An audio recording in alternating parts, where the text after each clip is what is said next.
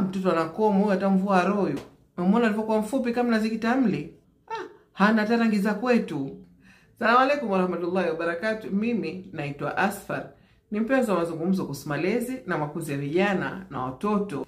Najua unajiuliza kwa nini nimeanza na maneno hayo. Unajua familia zetu nyingi zimezoea kuwakashifu watoto, halafu tunaona ni mambo ya kawaida. Mtoto anakuja kutembea pengine kwa ndugu au jamaa zake, utasikia anaambiwa maneno hayo ya kumbagua kwamba hafanani na watu wake au hafanani na watu fulani, au watu wanaona haya kwa sababu ule mtoto ana muonekano fulani. Maneno haya hata yakitumika kwa maskhara yanamuumiza mtoto hisia zake. Na ndio maana utaona watoto wakikuwa kidogo tu hawataki kwenda kutembelea ndugu wala jamaa kwa hofu ya kutolewa maneno ya ubaguzi kama hayo. Hata kama mzazi ataamua kuyapuzia maneno hayo ili tu maisha yaendelee kupatikana amani, lakini watoto ndio wanaathirika. Inafikia pahali mtoto hayo maneno yanamfanya akose uwezo wa kujiamini. Anaweza pia kuanzisha tabia mbaya ili tu asifikirie yale maneno ambayo yanamuumiza. Na mara nyingi, kama si mara zote, watoto wanakuwa na tabia ya kuwachukia watu ambao wanawaambia maneno kama haya, ikiwa maneno yao yanasema kwa maskhara au kwa kukusudia.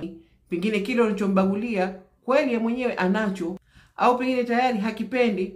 Pengine unaambia mtizama mtoto pua kama ngumi, na akijitizama kweli ana pua ya aina hiyo. Kwa hiyo inamfanya mtoto awe na uwezo mdogo wa kujiamini. Anaweza pia mtoto akajiunga na makundi ambayo sio mazuri kwa sababu tu wale wanampenda na hawambagui. Na maneno haya akiwa watoto wanaendelea kuambiwa kwa muda mrefu, yanawezekana baadaye yakageuka yakawa ni kiwewe, trauma, yakamuathiri mtoto afya yake akili. Na unajua mtoto akiwa hana uwezo wa kujiamini, basi ni rahisi sana watu kumtumia vibaya. Tujitahidini, hata kama watoto tunaona labda hawafanani na sisi, basi tujaribu kunyamaza, tusiwaambie wale watoto, kwa sababu watoto wanakuwa ndo baadaye tunasema watoto wanatuchukia, watoto wametubagua.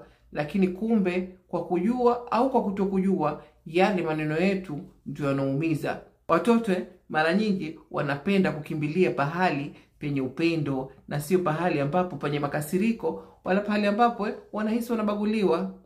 Kama wewe ni mpenzi wa malezi na makuzi, usisahau kushare na kusubscribe. Asalamu alaykum.